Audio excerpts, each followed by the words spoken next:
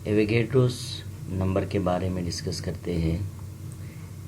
Avogadro's जो number है इसको Amedeo Avogadro was a Italian scientist. तो ये एक इटालियन साइंटिस्ट था और इसने इस एवोगैड्रोस नंबर का कंसेप्ट को पेश किया है। तो एवोगैड्रोस नंबर क्या है? किसी भी 1 मोल ऑफ सब्सटेंस में पाए जाने वाले जो एटम्स और आइंस, मॉलिक्यूल्स या फार्मूला जो यूनिट होते हैं उनको एवोगैड्रोस नंबर कहा जाता है। जैसे कि मैंने लिखा, the number of atoms, ions और molecules present in 1 mole of a substance is called Avogadro's number कहा जाता है।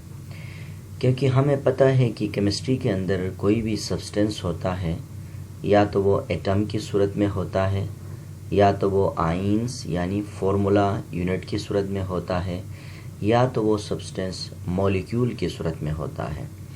तो केमिस्ट्री के अंदर कोई भी सब्सटेंस हमेशा 3 सूरतों में पाई जाता है, जिनमें से या तो एटम या आइंस या मॉलिक्यूल के सूरत में पाई जाता है। तो इसलिए 1 मोल ऑफ सब्सटेंस में एटम भी हो सकते हैं, आइंस भी हो सकते हैं, मॉलिक्यूल्स भी हो सकते हैं और इनके अंदर जितने भी एटम्स या आइंस या मॉलिक्यूल की जो भी तादाद होगा तो उस तादाद को एवोगैड्रोस नंबर कहा जाता है। तो एवोगैड्रोस जो नंबर है इसको हम डिनोट करते हैं कैपिटल N और A से डिनोट करते हैं और A को थोड़ा सा हम डाउन करके लिखते हैं। और इसका जो एक वैल्यू है वो हमेशा से क्या होता है, फिक्स है। जैसे कि एवोगैड्रोस नंबर का जो वैल्यू है, for example 6.02 multiply 10 rays power हमारे पास क्या है 23। अब ये जो वैल्यू है ये हमेशा फिक्स होता है और इस वैल्यू का जो कंसेप्ट है ये Amedeo Avogadro was a Italian scientist. इसने पहली दफ़ा इस कॉन्सेप्ट को पेश किया। ये एक न्यूमेरिकल वैल्यू है और इसके लिए शर्त ये है कि कोई भी सब्सटेंस 1 मोल होना ज़रूरी है। तो 1 मोल ऑफ एनी सब्सटेंस के अंदर 6.02 मल्टीप्लाई 10 रेज़ पावर 23 पार्टिकल्स होते हैं। लाइक हम इसको इस तरह भी समझ सकते हैं, जैसे कि 1 डज़न के अंदर 12 पेंसिल हो सकते हैं और 1 डज़न के अंदर 12 बनानास हो सकते हैं और 1 डज़न के अंदर 12 ऑरेंज हो सकते हैं। तो इसी तरह से 1 डज़न कहते हैं तो वहाँ पर 12 का फिगर ऑटोमेटिक हमारे जहन में आता है।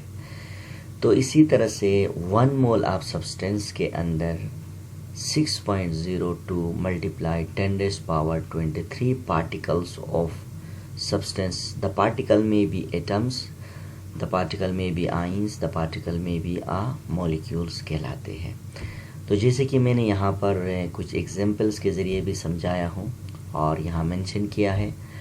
और देखिए 1 मोल ऑफ ऑक्सीजन एटम्स के अंदर क्या है, हमारे पास 6.02 multiply 10 rays power 23 atoms of क्या होंगे, ऑक्सीजन होंगे। इसी तरह से देखिए 1 मोल ऑफ ऑक्सीजन मॉलिक्यूल्स के अंदर क्या होंगे, 6.02 मल्टीप्लाई 10 रेज़ पावर 23 मॉलिक्यूल्स होंगे। और इसी तरह से 1 मोल ऑफ वाटर के अंदर 6.02 मल्टीप्लाई 23 मॉलिक्यूल्स ऑफ वाटर होंगे। और इसी तरह से 1 मोल ऑफ NaCl के अंदर 6.02 multiply 10 rays power 23 formula units of the NaCl इसके अंदर शामिल होंगे। अब देखिए बज़ाहिर ये है कि इनके अगर हम ग्राम्स में देखा जाए तो डेफिनेटली 1 मोल ऑफ जो ऑक्सीजन है वो हमारे पास कितना है, हमारे पास 16 ग्राम होता है। 1 मोल ऑफ ऑक्सीजन हमारे पास 16 ग्राम है। और इसी तरह से हम बात करें 1 मोल ऑफ ऑक्सीजन मॉलिक्यूल तो ये हमारे पास 32 ग्राम होता है। और इसी तरह से 1 मोल ऑफ वाटर हमारे पास 18 ग्राम होता है। और 1 मोल ऑफ जो NaCl है ये हमारे पास 58.5 क्या है, ग्राम होता है। आल्दो देखें इन सब के अंदर जो नंबर ऑफ पार्टिकल है ये कांस्टेंट है, लेकिन इनके मैसेस क्या है, कुछ का ज़्यादा है और कुछ का कम है। तो जैसे कि मैंने पहले भी मिसाल दिया, 1 डज़न पेंसिल का वज़न 1 डज़न बनाना के बराबर नहीं होगा, और 1 डज़न बनाना 1 डज़न ऑरेंज के बराबर नहीं होगा। आल्दो पार्टिकल में भी सेम, लेकिन इनका जो मेस होगा वो हमारे पास क्या होगा, डिफरेंट होगा। तो इसी तरह से सेम यही एग्जाम्पल आप एवोगैड्रोस नंबर पे भी अप्लाई करना है। 1 mole of atom, 1 mole of molecule और 1 मोल ऑफ फार्मूला यूनिट या 1 mole of any type of atom, वो कभी भी क्या होगा, इसके मेसेज हमेशा सेम नहीं होंगे, लेकिन particle must be always equal to the Avogadro's number होगा। अच्छा, इसके बाद जो अगला एग्जाम्पल है यहाँ पर मैंने मेंशन किया फॉर्मेशन ऑफ वाटर के हवाले से। देखिए, फॉर्मेशन ऑफ वाटर में क्या है, हम ये कह सकते हैं कि 2 × 6.0 to 10⁻⁴ हमारे पास 23 हाइड्रोजन रिएक्ट करते हैं, हमारे पास 6.02 × 10⁻⁴ हमारे पास 23 ऑक्सीजन के साथ। तो नतीजे के तौर पर हमारे पास 2 × 6.02 × 10⁻23 ऑफ क्या होंगे, हमारे पास वाटर के मॉलिक्यूल्स होंगे। तो इसी तरह से हमने इस इक्वेशन के ज़रिए से ये भी अंडरस्टैंड किया कि किसी भी केमिकल रिएक्शन के अंदर मखसूस number of particles, the particle में बी एटम, द पार्टिकल में बी आइंस, द पार्टिकल में बी फार्मूला यूनिट, वो हमेशा कंबाइन होते हैं एक दूसरे के साथ, और मखसूस नंबर ऑफ हमारे पास प्रोडक्ट की फॉर्मेशन होता है।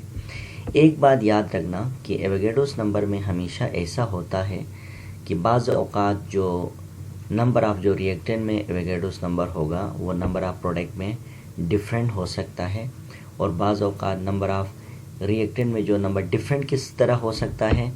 मिसाल के तौर पर देखें, हमारे पास NaCl है, हमें पता है कि NaCl को हम जब ब्रेक करते हैं तो हमारे पास क्या होता है, Na+ क्या होगा और Cl क्या होगा, हमारे पास माइनस होगा।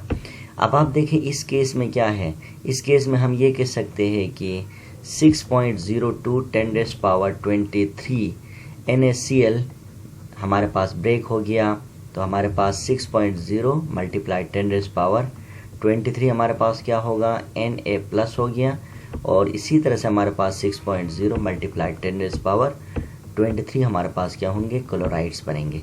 तो हमने देखा कि बाज़ औक़ात पार्टिकल एसोसिएट होते हैं और बाज़ औक़ात पार्टिकल डिसोसिएट होते हैं।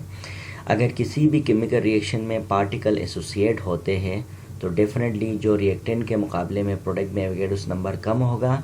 अगर किसी भी रिएक्टेंट में पार्टिकल डिसोसिएट होते हैं तो प्रोडक्ट के अंदर पार्टिकल एवोगैड्रोस नंबर ज़्यादा होगा as compare to the reactant.